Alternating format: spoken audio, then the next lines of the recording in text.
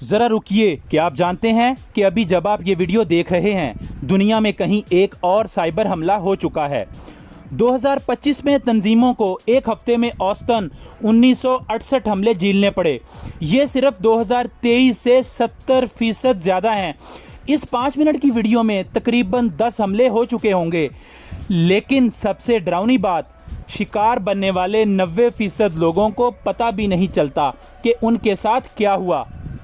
کیا آپ نے کبھی سوچا ہے کہ یہ ڈیجیٹل جنگ جو آج ہماری زندگی کا حصہ بن چکی ہے، آخر شروع کہاں سے ہوئی؟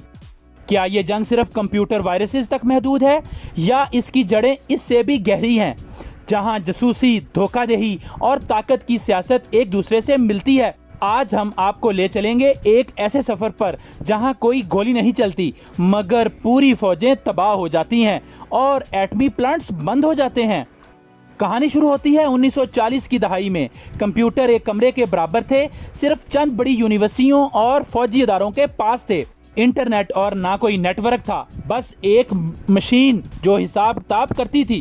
پھر 1970 کی دہائی میں انٹرنیٹ کی ابتدائی شکل اورپا نیٹ نے جنم لیا۔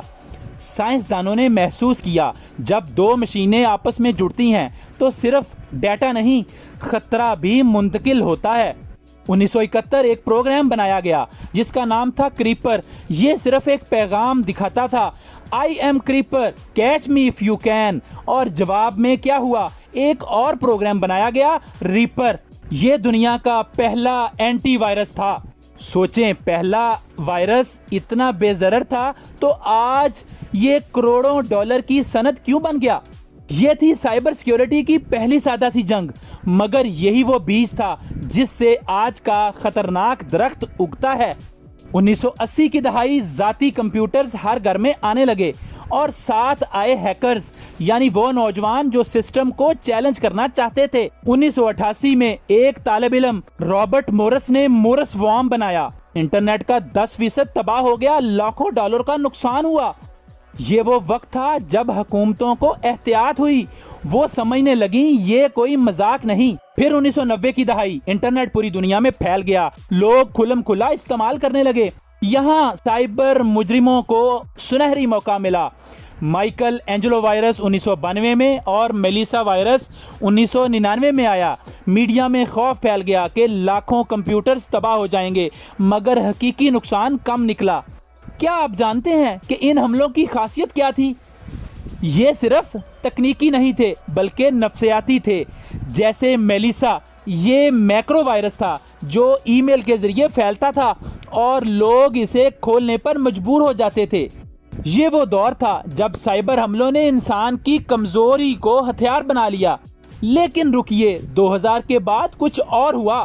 ہیکنگ اب شوق نہیں، کاروبار بن گیا۔ منظم جرائم گروہ، dark web markets, ransom where حملے۔ 2000 کا I love you وائرس، ای میل میں لکھا تھا میں تم سے محبت کرتا ہوں، اور لوگ جذبات میں آ کر کھولتے تھے، اربوں ڈالر کا نقصان ہوتا تھا۔ اس دور میں حکومتوں نے بھی اپنے سائبر وارفیئر ڈویژنز بنائے۔ 2010 امریکہ اور اسرائیل نے سٹکس نیٹ بنایا۔ یہ ایک وائرس جو ایران کے نیوکلیئر پلانٹ کو تباہ کرنے کے لیے استعمال ہوا۔ یہ پہلی بار تھا کہ گولی نہیں چلی مگر ایک پورا پلانٹ رک گیا۔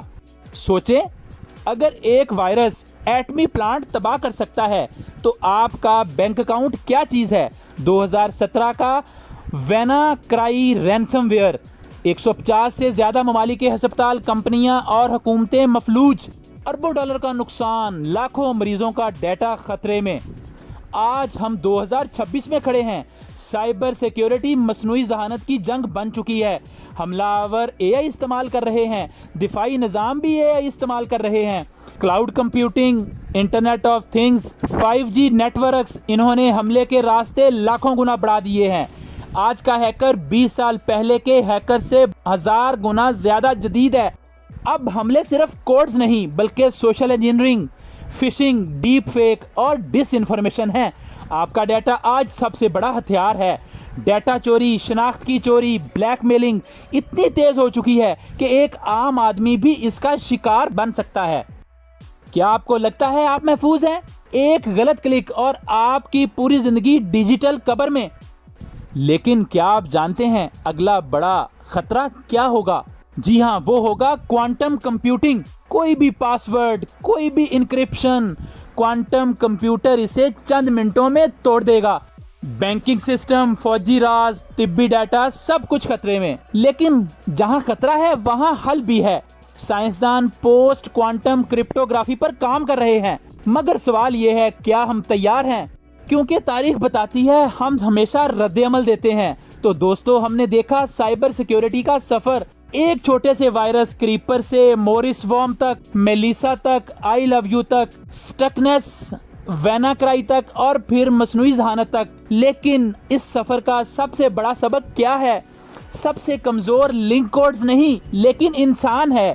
چاہے کتنی ہی مضبوط فائر والز بنا لیں، ایک بار کسی جعلی لنک پر کلک کر دیا، سب کچھ خاک میں۔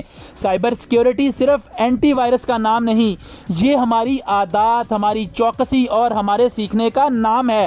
آج کے ڈیجیٹل دور میں ہمیں ہر قدم پر محتاط رہنا ہے۔ آنے والے سالوں میں حملے زیادہ ذہین اور خطرناک ہوں گے، مگر یاد رکھیں جیسے تالے کی چابی ہے ویسے ہی خطرے کا حل ہے، بس ضرورت ہے آگاہی کی۔ اگر آپ کو یہ ویڈیو پسند آئی ہو تو لائک کریں، آبجیسٹری کو سبسکرائب کریں، اور نیچے کومنٹس میں بتائیں آپ کو سائبر سیکیورٹی کا کون سا واقعہ سب سے ڈراؤنا لگا، کیونکہ ڈیجیٹل دنیا میں سب سے بڑا ہتھیار علم ہے، اور ہم آبجیسٹری پر علم بانٹتے ہیں۔ اپنا خیال رکھیں، چوکس رہیں اور ہمیشہ محفوظ رہیں۔ اللہ حافظ۔